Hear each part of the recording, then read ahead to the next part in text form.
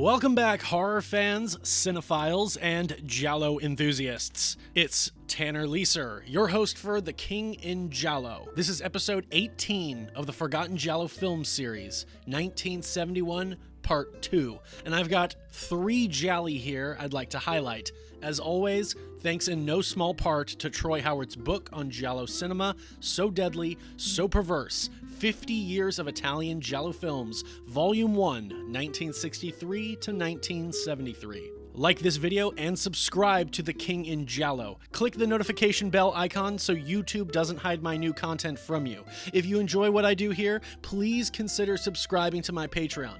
I have loads of exclusive content that can only be found there, including the Giallo adjacent podcast, the Rat Hole Burn reviews, the viewings, plus early access to most of my YouTube content. On to the video. The next Giallo of 1971 is Human Cobras, an Italian and Spanish co-production. The film is directed by Adalberto Bito Albertini, billed as Albert J. Walkner. The film is written by the master, Ernesto Gastaldi, as well as Eduardo Manzanos Brochero and Luciano Martino. Music is composed by Stelvio Cipriani.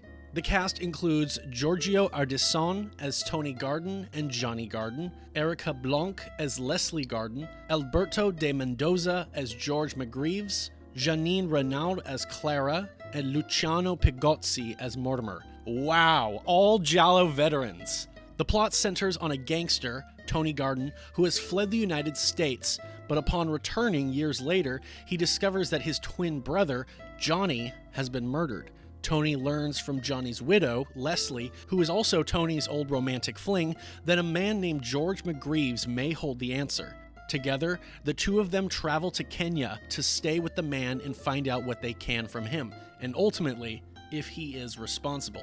Many people will say that this is not a Giallo film. Others will argue that it picks up in the second half and becomes a sort of Giallo, and others would argue that it ultimately doesn't matter if you include it or not because it isn't that good. Several of the film's elements harken back more to the 1960s James Bond knockoff-type spy thrillers, including the tone of both the sex and violence, as well as the music. It can be assumed that Gastaldi's writing effort was less of a co-writing effort from the beginning and more of a punch-up revision after the draft was already finished. The script falls well below the standard of Gastaldi's usual scripts, and the plot twist at the end is too telegraphed to genuinely shock and delight audiences. Despite all the flair and unique trappings of this picture, Bito Albertini showcases the material in such a way that feels less like a cinematic piece and more like a made-for-TV movie, and a low-budget one at that. We do shift the setting from being in Italy and New York to Kenya, as well as have a truly one-of-a-kind kill set piece involving an elephant, but the film fails to leave a lasting impression on most. Despite the cast and crew being filled with skilled and capable individuals, in this endeavor, they all seem to turn in less than stellar works. Giorgio Ardisson plays twins, but if it weren't for a pair of sunglasses and a fake mustache, he'd essentially be giving identical performances. Erica Blanc is arguably the most lively, but it seems she knows the script is not offering her role much to work with. Bito Albertini was born in 1924 and began working in films in the early portion of the 1940s, where he worked as a camera operator. Near the end of that decade, he would graduate to being a director of photography. In the later part of the 1960s, Bito would direct numerous films such as Goldface, The Fantastic Superman, 1967, and Three Supermen a Tokyo, 1968, both of which being adventures in the new comic strip pop art trend. His biggest hit is undoubtedly Black Emanuela, 1975, a softcore film. The film would introduce to the world Laura Gemser. Human Cobras would be the only film Albertini would direct which had any trappings of the Giallo film genre. He passed away in 1999. Up next is Madness, Yoki della Luna, an Italian production. The film is directed by Cesare Rao. The film is written by Germana Di Renzo and Alfredo Lupo. Music is composed by Paolo Ormi. The cast includes Thomas Hunter, Benjamin Lev, Francesca Romana Caluzzi, Marlene Mayer, and Guido Manari. The plot follows a group of hippies who retreat to a remote villa to party and do drugs, but unknowingly are shacked up with 3 psychopaths who recently escaped from an asylum, one of which is a misogynistic serial killer. This still obscure film was released in the summer of 1971 on the same day as Umberto Lenzi's next giallo thriller, An Ideal Place to Kill, aka Oasis of Fear. The film was believed to be lost until a recent print was found in 2007 at the Bologna Cinematheque. This counterculture cinema film is theorized to be a giallo, but not much can be gleaned beyond the title and the vague description of the plot.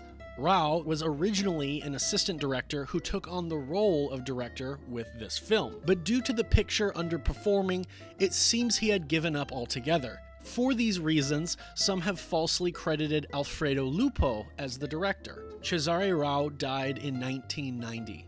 Thomas Hunter, an American actor, appeared in such films as The Hills Run Red, 1966 by Carlo Lizzani, X-312, Flight to Hell, 1971 by Gianfranco, and Night Flight to Moscow, 1973 by Henri Verneuil. He made several appearances in the 60s and 70s in spaghetti westerns and espionage thrillers. Benjamin Lev was seen in a few poliziotteschi films such as Violent City, 1970 by Sergio Solima, and Young, Violent, Dangerous, 1976 by Romolo Guerrieri. The film is likely to never receive a home video release, and beyond its theatrical run in 1971 and a one-time screening at the DB Cult Institute in 2010, the film is destined to fade into oblivion.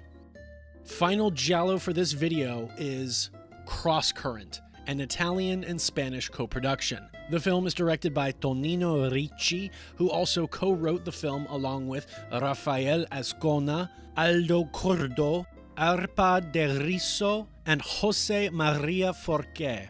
Music is composed by Giorgio Gasolini. The cast includes Philippe Leroy as Marco Breda, Elga Anderson as Monica Breda, Ivan Rasimov as Bert, Rosanna Yanni as Terry Povani, Franco Resel as Tommy Brown, and Julio Peña as Inspector Baldini. The plot follows Marco, a wealthy speedboat racer who suffers a nasty crash and requires an immediate brain operation to live, after which he loses his memory and is cared for by his wife, also his business partner Tommy, and a young girl named Terry. The doctor warns that Marco's condition will require rest and relaxation in order for him to heal properly, but Marco eventually develops a relationship with Terry, which causes major problems with him and his wife and invites much trouble into the situation. A couple murders occur, and Marco begins to wonder if he could possibly be responsible for them.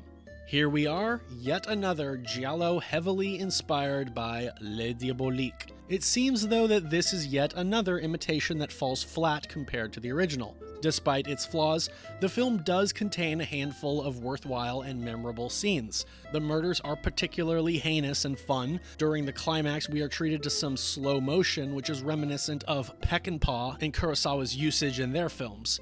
There is a ton of J&B being drunk on screen. Also, there is plenty of Bach that gets played. Philippe Leroy turns in a good performance, but the script is working against him, and his efforts are hindered from translating well enough to truly garner most audience sympathy. Leroy is a giallo veteran and first appeared in The Possessed, 1965, as well as Devil's Ransom, 1970, and later in Naked Girl Killed in Park, 1972, and Circle of Fear, 1992. Ivan Rasimov returns hot off of The Strange Vice of Mrs. Ward, 1971, and finds himself once again being typecast as a creepy and intense anti-hero type. He was born in 1938 and debuted in 1964, and would begin appearing in horror films the next year in Planet of the Vampires, 1965, by Mario Bava. After this title, he would appear in another Sergio Martino giallo, returning with Edwidge Fenech, All the Colors of the Dark, 1972. Plus, he would continue to make appearances in films such as Super Bitch, 1973 by Massimo Dallamano, Shock, 1977 by Mario Bava, and Eaten Alive, 1980 by Umberto Lenzi. He passed away at the age of 64 in 2003. Character actor Julio Peña makes one of his final on-screen roles as the inspector. He would go on the next year to play yet another inspector in Horror Express, alongside Christopher Lee and Peter Cushing. Peña would pass away in 1972. Tonino Ricci, the director, was born in 1927 and began working in films as an AD. He would work with Mario Bava on Eric the Conqueror, 1961, and in 1969, he would make his directorial debut, a war drama, War Fever, starring Giallo veterans Klaus Kinski and George Hilton. Crosscurrent was his second directing effort, and he would go on to leave a legacy in the genre of Italian action films. He retired from film in 1999. I hope you learned something new. If you are interested in watching these movies, look them up online. If you do watch them or have already seen them, I invite you to leave your thoughts on them in the comments. Follow The King in Giallo on Instagram and give a like to The King in Giallo on Facebook. Subscribe here on YouTube if you aren't already, and join me every week for new Giallo film content. Join The King in Giallo on Patreon for exclusive content. Upcoming content on The King in Giallo will be the overview, review, and giallitally for An Ideal Place to Kill, directed by Umberto Lenzi, also called Oasis of Fear. Thank you very much for your continued support. This is Tanner Leeser for The King in Giallo, and if nothing else, I'll see you next time.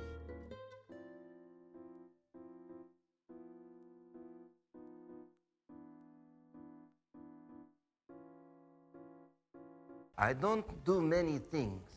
I don't know how to fill a tax form. I cannot walk a dog.